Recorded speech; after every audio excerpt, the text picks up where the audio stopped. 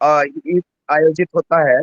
और बाकी जगह पे जैसे महाराष्ट्र है, दक्षिण में भी ये प्रतीकात्मक रूप से मनाते हैं। जो गंगा जी लाते हैं बाहर से, उनके सामने, या जो गांव नदी है अपनी, जैसे नागपुर में नाग नदी है, या पुणे में मुड़ा मुठा, दो नदियां हैं, उनका संगम है। पुणे शहर ही दो भागों में बटा हुआ है इन नदियों में, और नदियों में बहुत प्रदूषण है वहां पर। लेकिन जो गांव नदी है उसमें, जिस गांव की जो नदी, उसी को गंगा मैया मानकर उसके तट पर उत्सव करते हैं लोग। तो ये उत्सव क्यों किया जाता है, ये हमारे रुद्रपाठ वाले कक्षा में लोगों को नहीं पता था, बहुत सारे। तो ऐसा विचार चला कि क्यों ना ये परिचर्चा रखी जाए, और जिनको भी ज्ञान हो या इस बारे में हो, वो साझा किया जाए ज्ञान। इससे ज्ञानवर्धन होगा, यही एक उपदेश था इस परिचर्चा का। तो हालांकि प्रातः में बहुत सारी चर्चा हुई, लेकिन अ, जो मेरे को अल्प ज्ञान है उसको मैं आप सबसे साझा कर रहा हूँ। जो गंगा जी का उद्धरण, जो उत्पन्न स्थिति या जो अवतरण कहते हैं, हालांकि ये जो गंगा माँ है, नर्मदा जी है, ये लोग युगों युगों तक वो नहीं होती है, अदृश्य नहीं होती हैं। लेकिन अवतरण माना जाता है वैशाख शुक्ल सप्तमी के दिन, गंगा अवतरण माना जाता है। उस दिन भगीरथ महाराज के प्रयास से, जो राजा सगर और उनके जो सारे रघुकुल वंशीय जो क्षत्रिय थे, उनको भस्म कर दिया था कपिल मुनि ने। तो वो उनको तारने के लिए गंगा जी को बुलाया गया, भगीरथ प्रयत्न से बोलते हैं, भगीरथ प्रयत्न बोला जाता है। किसी भी प्रयत्न को हमने प्रयत्न करते हैं तो बोला जाता है भगीरथ प्रयत्न से ये कार्य सफल हुआ, मतलब अति प्रयास से। तो भगीरथ महाराज जी ने तपस्या की, और उनको फिर गंगा जी को आमंत्रित किया गया। गंगा जी ने बोला कि मेरा वेग कौन सहन करेगा, मैं तो सीधे जैसे ही स्वर्ग से आऊंगी, आई मान लीजिए, मैं आऊंगी तो सीधे सीधे पृथ्वी में छिद्र हो जाएगा, या पृथ्वी विवर विवर हो जाएगा मेरे प्रवाह से, और मैं पाताल में चली जाऊंगी। क्योंकि पृथ्वी पे मैं, मेरे वेग को पृथ्वी भी सहन नहीं कर सकती है। तो फिर जब भी कोई समस्या होती थी, तब सुर असुरों में, सब में, जो सर्वेश्वर हमारे भोले बाबा है, महादेव, उन्होंने अपने जटा में गंगा जी को धारण किया है, सर्वविदित ही है। तो ये गंगा सप्तमी के दिन माँ आई और उनको जटा में धारण किया। जटा में धारण करने के बाद वो जटा में ही उलझी रही, गुथी रही, और उनको फिर जटा से मुक्त करने के लिए 10 दिन लगे। ये जो आगे ज्येष्ठ शुक्ल प्रतिपदा से लेके दशमी तक, इसको गंगा दशहरा बोलते हैं। अब तार्किक यदि इसका अर्थ लिया जाए तो दशहरा मतलब 10 दिन, दश मतलब 10 दिन, हरा मतलब हरना, पाप हरना। तो इन 10 दिनों में अपने कोई भी नदी में, जल स्रोत में गंगा मैया मानकर स्नान किया जाए, तो अपने कायिक, वाचिक, मानसिक, जो भी हमारे 10 इंद्रियों से, 5 कर्मेंद्रिय, 5 ज्ञानेंद्रियों से जो भी पाप हुए होंगे, उन पापों का नाश होता है, ऐसे हमारे पुराणों में और शास्त्रों में लिखा गया है। तो इसलिए गंगा दशहरा ये मनाया जाता है। और विशेषता गंगा तट पर तो मनाया ही जाता है ये। जन सामान्य तक ये जानकारी सामान्यता नहीं है, ऐसा है। तो अब हम सब साझा कर रहे हैं इसको। तो ये दशहरा में 10 दिन तक ये उत्सव मनाया जाता है।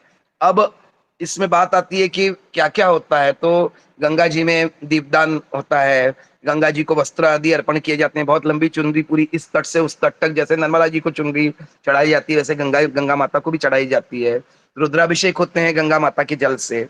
और सवेरे रुद्राभिषेक प्रातः में होता है, शाम को आरती होती है। हरिद्वार में तो जैसे 7 बजे गंगा आरती होती है, ऐसे नर्मदा आरती भी हमारे यहाँ जबलपुर में भी शुरू हो गई है। जबलपुर में बहुत जोर शोर से होती है। तो कभी पधारें जबलपुर, आप सब सुधीगण, हमारा सादर आमंत्रण है। मेरा घर भी है और आश्रम भी है नर्मदा तट पर। तो बहुत सुंदर आश्रम है, वहां पर भी निवास कर सकते हैं, रह सकते हैं निःशुल्क, कोई उसका वो नहीं है, आराम से रह सकते हैं। भोजन आदि, निवास और जो भी प्रारंभिक आवश्यकताएं, वो सब है वहां पर। विषय पे आते हैं फिर। गंगा अवतरण और गंगा दशहरा का महत्व तो हमने जाना। गंगा दशहरा में फिर एक और बात है, गंगा जी को आमंत्रित करना, गंगा जी जैसे गंगा जी को हरिद्वार या ऋषिकेश से या प्रयागराज से लेके आते हैं घर में, गंगाजलि पूजन वगैरह करते हैं लोग, तो वो भी एक पद्धति है। दूसरा, हमें यदि गंगा जल बनाना है, गंगा जल, वो तो उनका इतना विशाल अस्तित्व है, हम क्या सामान्य मनुष्य बनाएंगे, लेकिन एक पद्धति होती है, हमारे दादाजी बताते थे कि कुछ लोग कलश में गंगा जल ऐसे छिड़कते हैं, एक आचमनी या कुछ ऐसा डाल दिया एक दो बूंद। आजकल तो पोस्ट ऑफिस, जो शासकीय पोस्ट ऑफिस है, पोस्ट ऑफिस में भी गंगा जी, पोस्ट ऑफिस ने एक आयोजन रखा है कि गंगा जी 20 रुपए में या 25 रुपए में वहां से हरिद्वार ऋषिकेश से पैक सील और मतलब ऑथराइज ऑथेंटिकेशन, मतलब उसका लगा हुआ पूरा कि ये हरिद्वार से आई हुई है। तो ऐसा पोस्ट ऑफिस वाले भी गंगा जी की बॉटल देने लगे हैं आजकल, कि जिनको बाहर वहां से नहीं लाया हुआ है, नहीं जल आ रहा है, तो हमारे घर बैठे हम मंगा सकते हैं। और बाकी भी अन्य स्रोत भी है, वो कितने प्रामाणिक है नहीं पता, लेकिन पोस्ट ऑफिस का तो प्रामाणिक है। पोस्ट ऑफिस ने अपना व्यवसाय बढ़ाने के लिए भी संभवतः ये किया होगा, लेकिन अच्छा प्रयास है कि गंगा जी हमें उपलब्ध होती है, गंगा जल। तो गंगा जल बनाने की अब हमारे पास चूंकि सीमित स्रोत में, छोटे बॉटल में या प्रयागराज गए हैं तो बड़े कैन में भी लोग लेके आते हैं, लेकिन हमारे पास कम मात्रा में है। अब पूजा पाठ में हमें उसको बनाना है तो कुछ लोग कलश में ऐसे छिड़क देते हैं, एक दो बूंद या एक आचमनी कलश में डाल लेते हैं। तो हमारे दादाजी बताते थे कि बोले, आपको गंगा जल बनाना है कि जल को गंगा जल बनाना है कि गंगा जी को गंगा जल बनाना है, ऐसे बोलते थे वो। तो सबसे पहले पात्र में 2-3 बूंद गंगा जल को डालना है, गंगा जी को, और फिर उसमें जल जो है वो उड़ेलना है, ताकि वो गंगा जल बनेगा। आपका जल में गंगा जी डालोगे, हालांकि बात वही है कि जल तो द्रव स्वरूप है, दोनों एक दूसरे में मिक्स हो जाएंगे, एक दूसरे में तो बन गया, लेकिन उसका तरीका हमारे दादाजी बताते थे कि बड़े पात्र में 2-3 बूंद गंगे चैमुने चैव गोदावरी सरस्वती नर्मदे सिंधु कावेरी जलेस्मिन् सन्निधिं कुरु, सप्त नदियों को बुला के, उसमें सप्त नदियों में मेन तो गंगा जी रहती थी, और हम लोग रेवा तट पर, नर्मदा तट पर है, तो हमारे घर में नर्मदा जी आती है, और वैसे भी हम स्नान करने जाते हैं तो एक बोतल वहां से भर के लाते ही हैं अवश्य ही, तो नर्मदा जल उपलब्ध रहता ही है। तो वो डालकर फिर प्रागट्य उनका किया जाता है, स्मरण करके उनका गंगा जल ऐसा बनाया जाता है। तो ये गंगा जल बनाने की पद्धति की, जल में गंगा जी नहीं मिलाना है, गंगा जी में जल मिलाना है, तब वो गंगा जी बनेंगी, ऐसा एक तर्क है, अपनी अपनी पद्धति है। तो हमारे दादाजी ऐसा बोलते थे, तो हमारे यहाँ यही पद्धति है कि हम लोग पात्र में, कुंभ है जैसे या हमारा लोटा है तांबे का, तो उसमें पहले गंगा जल डालेंगे, फिर उसमें हम जल भरेंगे। रोज भी हम जल भरते हैं जैसे पूजन के लिए, तो एक दो बूंद गंगा जल डाल लेंगे और फिर जाके लोटा भर लेंगे, पहले स्वच्छ कर लेंगे यदि स्वच्छ नहीं है तो, और ऐसा करेंगे।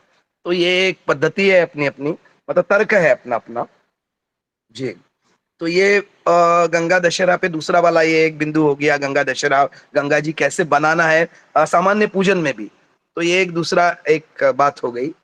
और फिर अब गंगा दशहरा में क्या क्या करना है, वो तो अभिषेक वाला एक बताया कि अभिषेक करना है, तो गंगा जल से हमने अभिषेक किया, ये हम अपना स्वयं का एक समाधान करेंगे। गंगा जल इतना सारा उपलब्ध नहीं है, तो गंगा जल कैसे बनाना है, कि भले बड़े कुंभ में या बाल्टी में हमने थोड़ा सा गंगा जल डाल लिया, उसके ऊपर जल भर लिया, तो पूरी गंगा जी हो गई, और हमारा मतलब आत्म समाधान हो गया स्वयं का, कि हमने गंगा जल से भोले बाबा का अभिषेक किया, ऐसा है।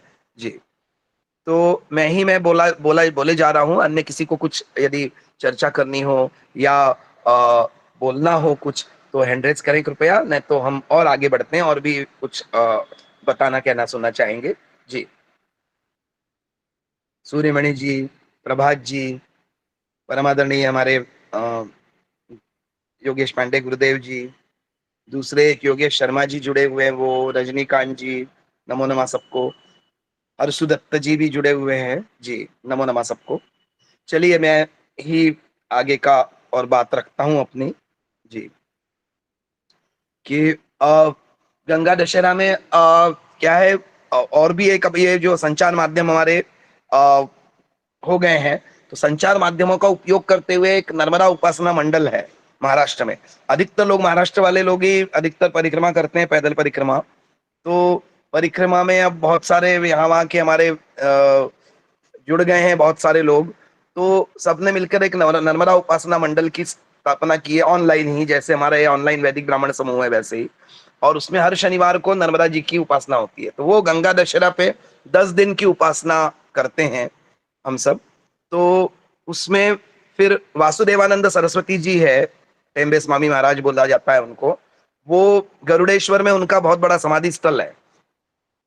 उन्होंने भी उन्होंने जो नर्मदा परिक्रमा की थी वो भी मार्कंडेय जी जैसे ही सारे नदियों को पार कर करके जैसे 33 वर्ष में मार्कंडेय भगवान ने, मार्कंडेय ऋषि जी है जिन्होंने इन्होंने पहली नर्मदा परिक्रमा की थी, वैसे ही वासुदेवानंद सरस्वती जी ने भी, टेम्बे स्वामी महाराज बोला जाता है उनको, उन्होंने भी ये परिक्रमा की थी और हर नदी के उद्गम तक गए थे।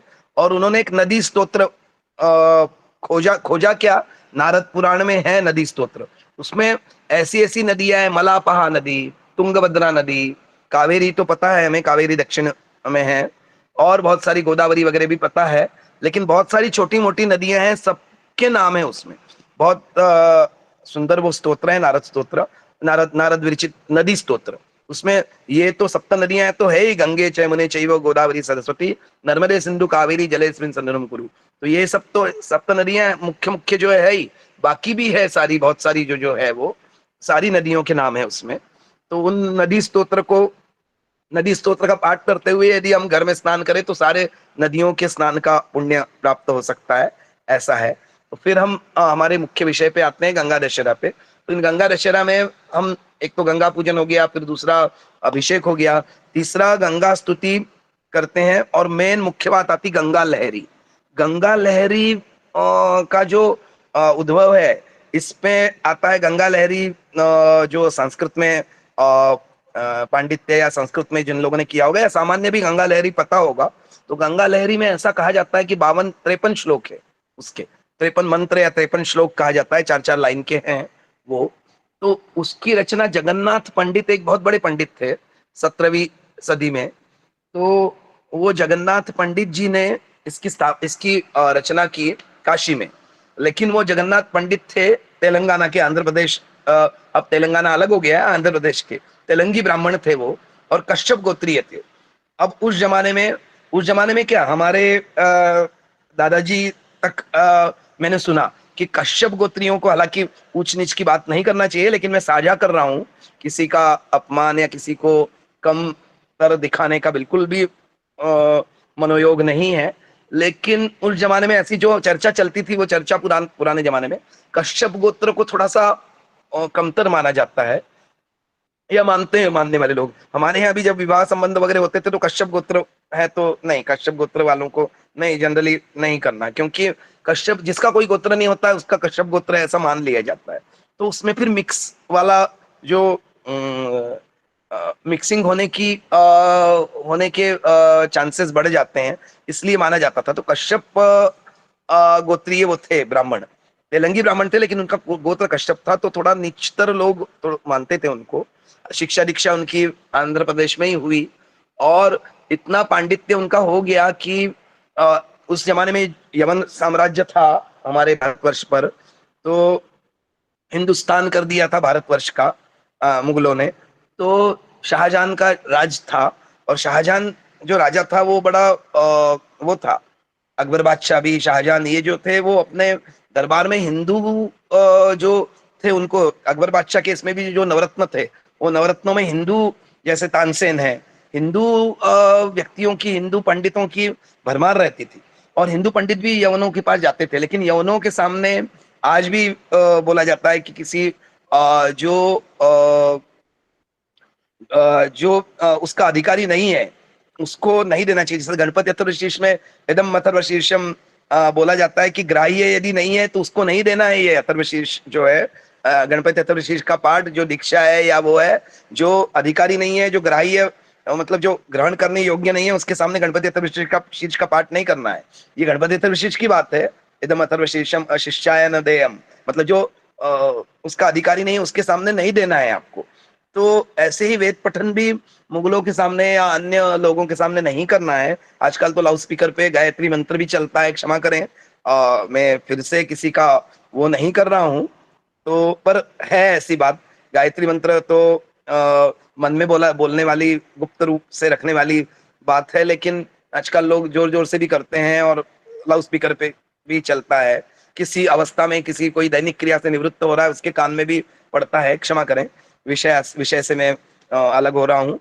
तो शाहजहां ने ये जगन्नाथ पंडित जी को आंध्र प्रदेश से बुलाया, सोचिए, अपने दरबार में होने के लिए, और उन्होंने वेद पाठ वहाँ किया यवन के दरबार में। और फिर क्या हुआ कि इतना खुश हुआ शाहजहां, 2 इसमें किदवंती है। एक तो शाहजहां की बेटी थी लवंगी करके, ऐसा बोला जाता है कहीं, और कहीं बोला जाता है कि शाहजहां के दरबार में नर्तकी थी लवंगी नाम की। तो उसपे देखिए, सोचिए, उनका परिवार था पूरा आंध्र प्रदेश में, बेटा था, पूरी पत्नी थी, सब कुछ सुंदर पत्नी थी, लेकिन सब कुछ छोड़ के वो दिल्ली दरबार में गए। और फिर जाहिर है कि इतने दूर वो आए हुए हैं घर से, तो मन विचलित होना स्वाभाविक है, मानवीय ही है हम। ऐसा बोला जाता है कि कलियुग जब प्रागट्य हुआ, तो कलियुग ने जब कलियुग ब्रह्मा के सामने आया और अपने लक्षण उन्होंने बताया, तो कलियुग आया तो उसने अपनी जिह्वा और दूसरा लिंग दोनों, दाहिने हाथ से जिह्वा और बाएं हाथ से लिंग पकड़ा हुआ था कलियुग ने। तो ये दोनों ही बातें कलियुग में है फिसलने के लिए, ऐसा बोला जाता है। हमारे साधना मार्ग से या हमारे योग मार्ग से, या हम कुछ लक्ष्य लेके चल रहे हैं, और ये दोनों बातें ही, बहुत प्रसिद्ध व्यक्ति होगा और ये दोनों ही बातें, एक तो अपनी रसना है, वाचा है, वाचा से कुछ ऐसा निकल जाता है और विवादित विवादित हो जाता है, बड़ा संत है या महंत है, बहुत सारे, मैं नाम नहीं लूंगा, लेकिन बहुत सारे संतों का ऐसा भी पतन हुआ है कि एक तो जिह्वा ऐसे कुछ वक्तव्य दे दिए कि आप विवादित हो गए, कहीं राजाज्ञा से आपको जेल में जाना पड़ा, या ऐसा भी हुआ। और दूसरा, हमारी जो भावनाएं हैं, वो भावनाओं को हम वश में नहीं कर पाए और किसी उसमें फिसल गए। तो ये दोनों चीजें कलियुग ने पकड़ के, कलियुग ब्रह्मा के सामने आया था और अपना वर्णन किया था कलियुग ने। तो ये दोनों कलियुग में दोनों ही चीजें हैं। तो ये ऐसे ही वो मोहिनी में मोहित हो गए, लवंगी जो थी, शाहजहां की बेटी भी कुछ लोग कहते हैं और कुछ लोग नर्तकी थी कहते हैं, और आसक्त हो गए, और शाहजहां बहुत खुश थे। तो उन्होंने जगन्नाथ पंडित जी को पंडित जी से विवाह कर दिया, उसका, यवनी का, लवंगी का। और वो विवाह होने के बाद फिर वहां उनको बहुत बड़ा जागीर दी गई, बहुत बड़ा, दिल्ली के पास में बहुत बड़ा वो दिया गया। जब तक शाहजहां थे तब तक तो सही चला। बाद में उनके पुत्र औरंगजेब आए, तो औरंगजेब ने शाहजहां को, स्वयं अपने पिता को ही कैद में डाल दिया था। और शाहजहां ने खुद एक कुछ शेर बोला हुआ है कि कुछ उर्दू में, कि उन हिंदुओं को देखो कि जो मरने के बाद भी अपने पिता को जल देते हैं, और शाहजहां को वो जल नहीं देता था औरंगजेब। तो अपने पिता के साथ ये सलूक था। तो अपना जो जीजा जीजा ही कहलाएगा यदि उसके, लवंगी यदि उसकी शाहजहां की बेटी होगी, तो औरंगजेब की बहन हो गई वो। और यदि नर्तकी भी होगी वहां दरबार की, तो वहीं की वो हुई। तो ये रिश्ता होने के बाद भी उसने जगन्नाथ पंडित जी को भी अपमानित करना शुरू किया। तो वो काशी में, लवंगी को लेके काशी में आए, और काशी के ब्राह्मणों ने उनको जात बाहर किया कि आप यवनी से आपका संबंध हुआ है, यवन स्त्री से, तो हम आपको जात में नहीं लेंगे, कितने भी आप वेद पठन करते हो, कितना भी कुछ करते हो। तो उससे वो आहत हुए। और एक बात और कही जाती है जगन्नाथ पंडित जी के बारे में, कि उन्होंने बहुत सारे स्वर गंगाधर और बहुत सारी रचनाएं हैं जगन्नाथ पंडित। आप यदि आजकल तो अब सब नेट पे, इंटरनेट पे उपलब्ध है। तो जगन्नाथ पंडित जी के बारे में एक और भी वो है कि उनका सत्व और वेद पठन, और सत्व कैसे बचा रहा है यवनी से संबंध होने के बाद भी। तो उनका एक वो था, वो थे पंचाग्नि साधना वाले थे वो। और पंचाग्नि साधना में एक साधना होती है, थोड़ी सी वाममार्गी होती है, लेकिन वो क्या करते थे कि 12 बजे तक अपने पत्नी के साथ रम्माण होते थे, जो कुछ गृहस्थ धर्म निभाते थे। और 12 बजे मध्य रात्रि में उठकर, तब तक वो पत्नी उनकी गहरी निद्रा में निमग्न रहती थी, उठकर स्नान करके पूरे अपने आंगन में जाते थे, और आंगन में पंचाग्नि, चारों ओर अग्नि अदृश्य रूप से निर्माण होती थी उनके, और बीच में बैठ के साधना करते थे। वो अग्नि दिखती नहीं थी लोगों को। तो क्या हुआ कि यवन लोगों का तो यही रहता है कि हमारा, और उन्होंने शर्त रखी थी कि भाई मैं विवाह इससे, लवंगी से करूंगा तो मैं मुसलमान नहीं बनूंगा, मैं अपना धर्म का पालन करूंगा। तो जो उनकी सासू माँ थी, जो शाहजहां की पत्नी, उनको बड़ा वो लगता था कि हमारा दामाद हमारे उसमें आ जाए, शिकंजे में आ जाए। तो वो अपनी बेटी बिटिया को उचकाती थी कि अरे इनका तेज तुम्हारे साथ शरीर संबंध होने के बाद भी, विवाह होने के बाद भी तुम्हारा इनका तेज समाप्त नहीं हुआ, ब्रह्मत्व का जो तेज इनके चेहरे पे दिखता है वो उत्प्रोत है, क्यों नहीं समाप्त हुआ? उनका तो पतन होना चाहिए तुम्हारा यवन स्त्री से संबंध होने से। तो उसने एक तरकीब बताई, बोले कि तो बोले नहीं, मेरे मेरे पास ही शयन होता है उनका, और मेरे साथ सब कुछ होता है, भोजन वगैरह सब कुछ मेरे साथ ही होता है उनका, मेरे को बहुत प्रेम करते हैं वो। तो बोले नहीं, ऐसा नहीं है। बोले तुम एक रात जगो। बोले तो तलवार से माता अपने पुत्री के छिंगली में जख्म कर देती है और नमक डाल देती है कि भाई आप जगते रहो करके। वो जगती है, और फिर क्या होता है कि वो देखती है कि हमारे पति उठे हैं, स्नान किए हैं और आंगन में जाके पद्मासन लगा के बैठे हैं साधना के लिए। तो वो जाके देखती है तो उसको कुछ अदृश्य आभास होता है।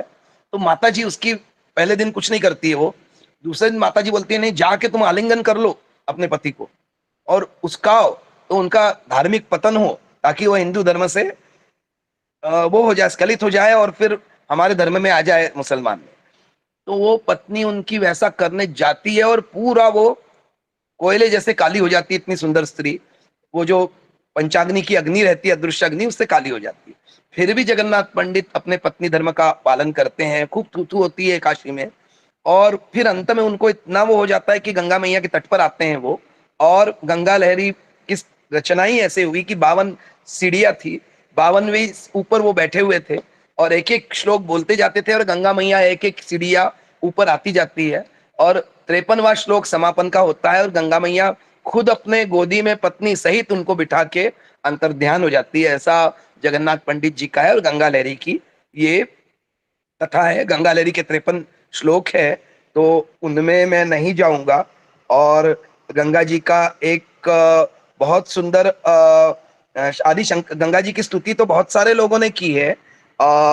वासुदेवानंद सरस्वती जी का भी मराठी में गंगाष्टक है, लेकिन समय को देखते हुए जो समय है उसको मैं देखते हुए मैं अभी केवल और केवल एक वो है गंगा जी का ही एक अपने आदि शंकराचार्य जी ने एक वो लिखा हुआ है, स्तवन है गंगा जी का, गंगा स्तोत्र ही कहना चाहिए।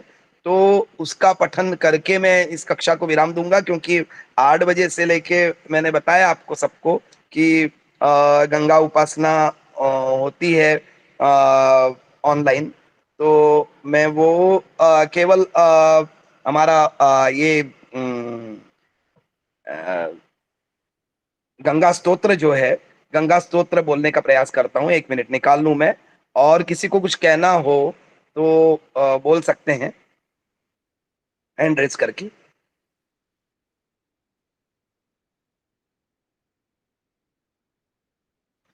रोज यहाँ पर गंगा मैया उपासना में रोज 52 अध्याय के 4-4 5-5 श्लोकों का रसग्रहण होता है, पूरा श्लोक का पठन होता है, और फिर उसके बाद उसका अर्थ सहित हम लोग उसका एक कोई व्याख्यान देता है और बोलते हैं, ऐसा वहां पर। तो मैं आज अभी देवी सुरेश्वरी भगवती गंगे को ले रहा हूँ।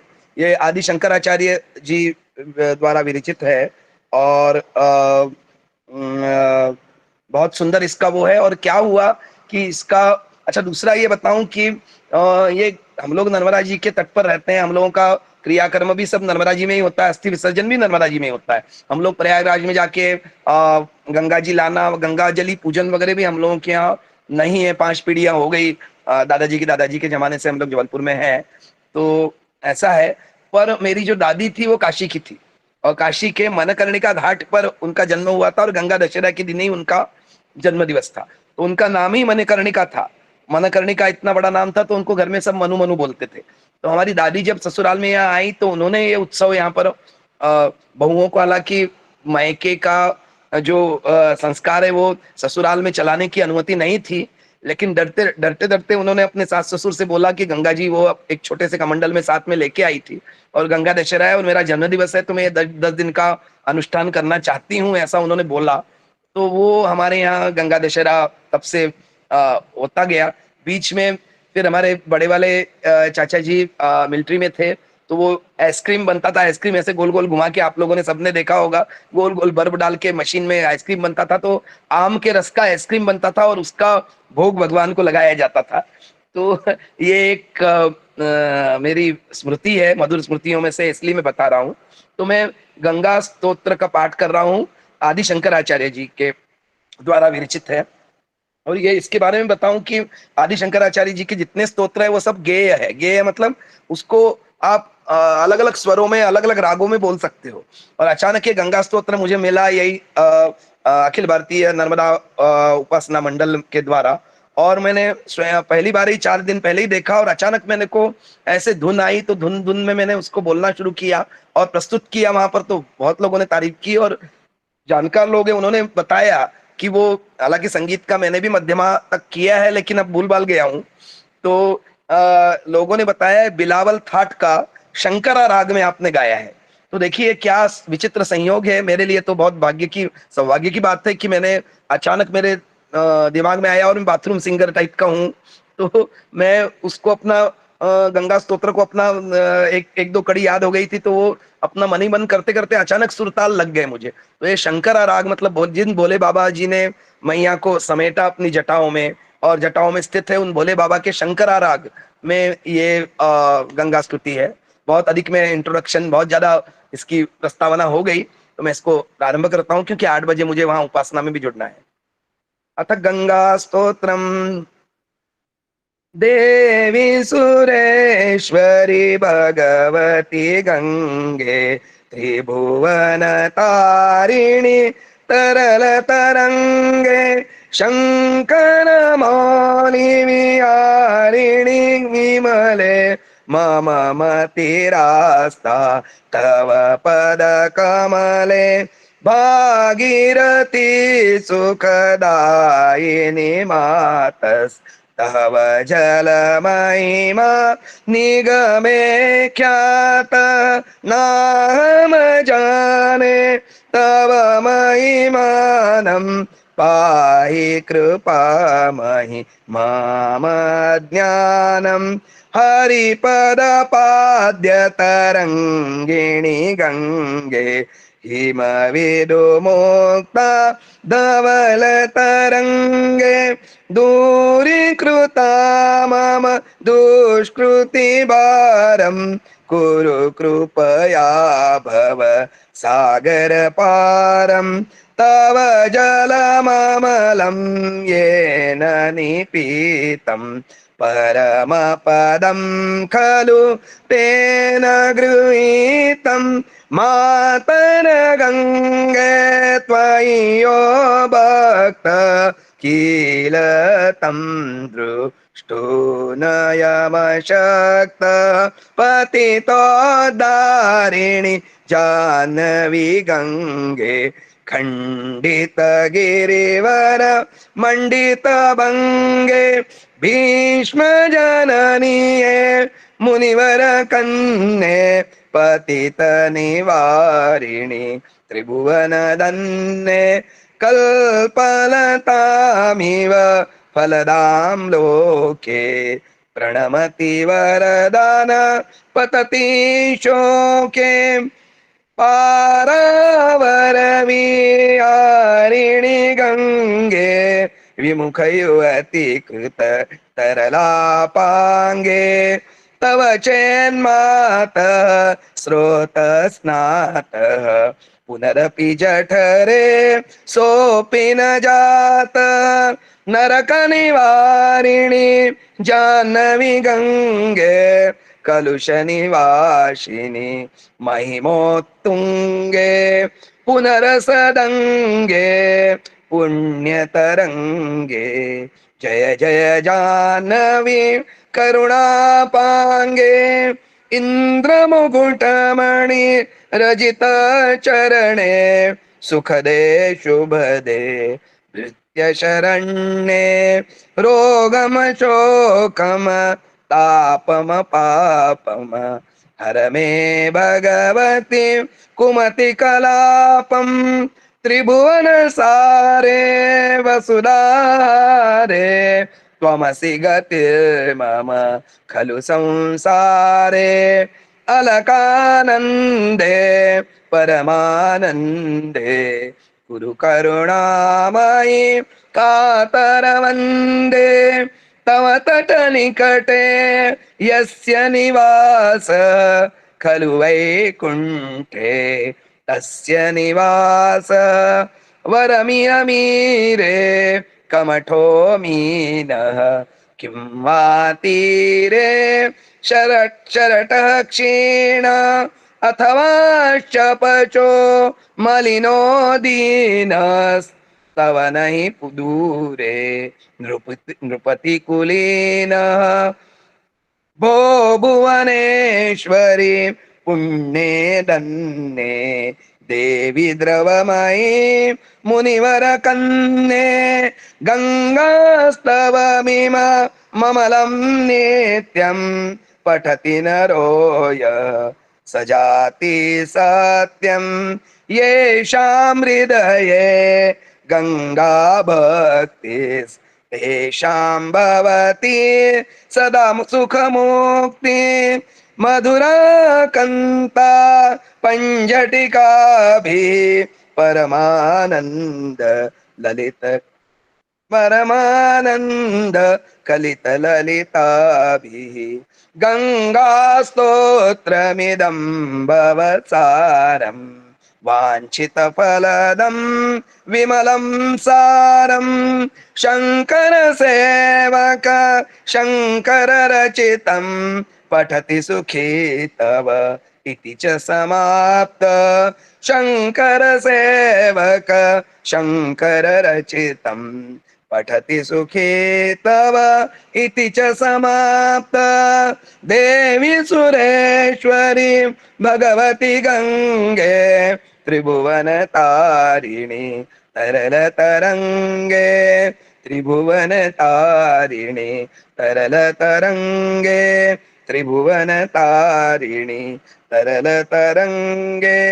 इति श्री आदि गुरु शंकराचार्य विरचितं गंगा स्तोत्रम संपन्नम। जी नर्मदे हर मात गंगे हर जडा शंकरे हर नमः पार्वती पते हर हर हर महादेव शंभो। मुझे जो अल्प ज्ञान था, छोटा सा मैंने प्रयास किया कि गंगा दशहरा के बारे में पता चले सबको और ज्ञानवर्धन हो, यही प्रयास था। छोटे मोटे ऐसे ही प्रयास रहते हैं जो थोड़ा सा पता होता है उसका चर्चा हो जाए। हालांकि चर्चा हुई नहीं, यह वक्तव्य एक ही वक्तव्य हुआ, लेकिन और किसी को कुछ कहना हो या बोलना हो तो हैंड रेज करें और बोलें कृपया। जी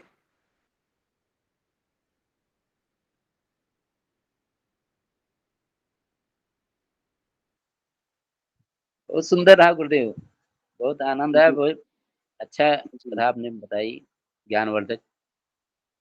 और ब्रह्म जी तेज का फल बताया, जिसके वो कितने भी मलिन हुए लेकिन ब्रह्म तेज जो होए कभी खलुत नहीं होता है। जी अपने जी जी बहुत सुंदर। जी जी जी ब्रह्मतेज का वर्णन जैसे सूर्यमणि जी ने किया, वाकई में ये तो सत्य है। लेकिन इसका अर्थ ये नहीं है कि हम हमारे कुलाचार या इसके विरुद्ध आचरण करें।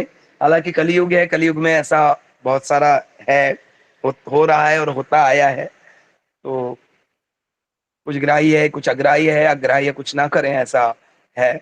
जी जी गुरुदेव, सही बात।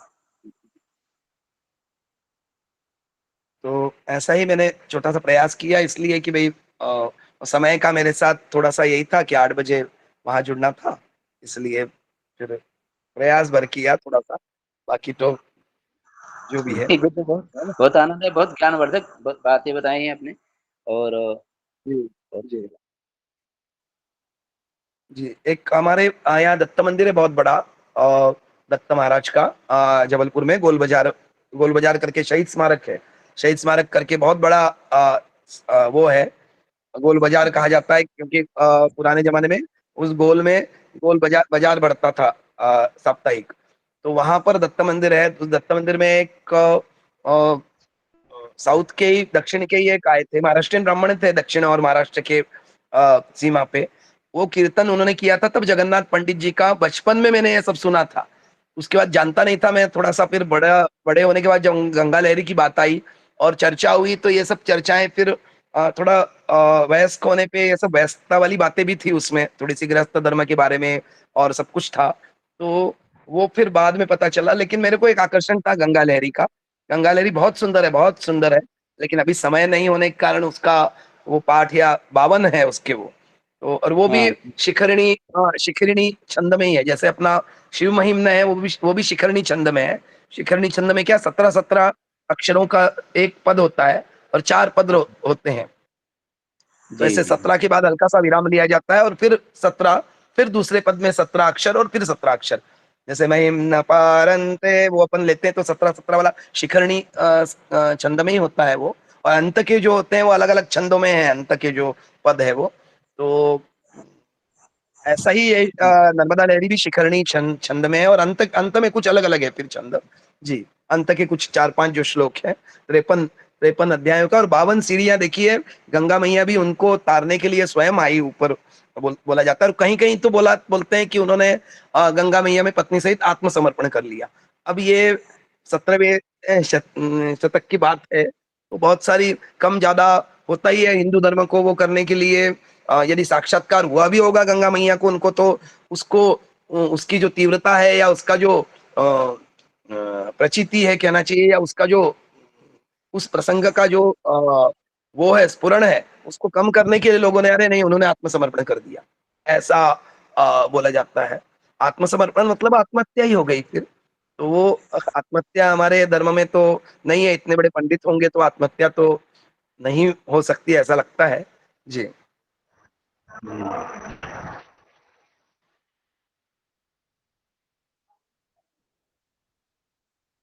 चलिए फिर अ, अभी क्या है 8 बज रहे हैं तो मुझे दूसरी कक्षा में जाना होगा। तो अ, जी, जी। वहाँ पर नर्मदा उपासना में, तो 2-3 मिनट है हालाँकि, और किसी को कुछ कहना हो या मेरे से कुछ त्रुटि हो गई हो या त्रुटि परिलक्षित करनी हो, तो खुले हृदय से स्वागत है, बोलना चाहे कोई तो बोल सकता है। परम आदरणीय गुरुदेव यहाँ उपस्थित है, तो गुरुदेव को साष्टांग दंडवत, नमो नमः।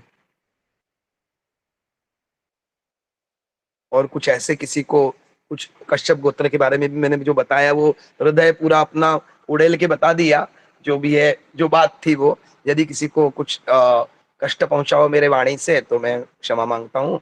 और आप सबके हृदय में माँ नर्मदा, माँ गंगा हृदय चित्त बुद्धि में तो प्रवाहित हो ही रही है, ऐसा समझता हूँ मैं। तो वो जो चित्त बुद्धि मन में आप सबके गंगा मैया और नर्मदा मैया जो प्रवाहित हो रही है इस भक्ति रस की, उसको भी प्रणाम करता हूँ। आप सबको करबद्ध सादर प्रणाम, वंदन, और फिर इस कक्षा को यहीं विराम देते हैं हम। शांति पाठ यदि करना हो तो शांति पाठ सूर्यमणि जी कर दीजिए, अच्छा लगेगा। जी। जी, गुरु। हरि ओम ॐ देवों शान्तिरन्तरिक्षगुं शान्तिः पृथिवी शान्तिरावः शान्तिरोषधयः शान्तिः वनस्पतयः शान्तिर्विश्वे देवाः शान्तिर्ब्रह्म शान्तिः सर्वगुं शान्तिः शान्तिरेव शान्तिः सामा शान्तिरेधि यतो यतः शमीहसे ततो नो अभयं कुरु सन्न कुरु प्रजाभ्यो भयं नः पशुभ्यो शान्तिर्भवतु सर्वे भवन्तु सुखिनः सर्वे सन्तु निरामयाः सर्वे भद्राणि पश्यन्तु मा कश्चित् दुःखभाग् भवेत् ॐ शान्तिः शान्ति ॐ सदा सर्वदा योग तुझ्या घडावा तुझे कारणी देह माझा पडावा उपेक्षो नको गुणवंताय अनंता रघुनायका मागणी हेची आता ज्या ज्या ठिकाणी मन जाय माझे त्या त्या ठिकाणी निज रूप तुझे मी ठेवितो मस्तक ज्या ठिकाणी तेथे तुझे सद्गुरु पाय दोन्ही ओम जय जय श्री सद्गुरु चरण कमलेभ्यो नमः प्रणाम गुरुदेव सर्वभ्यो नमः बहुत सुंदर, बहुत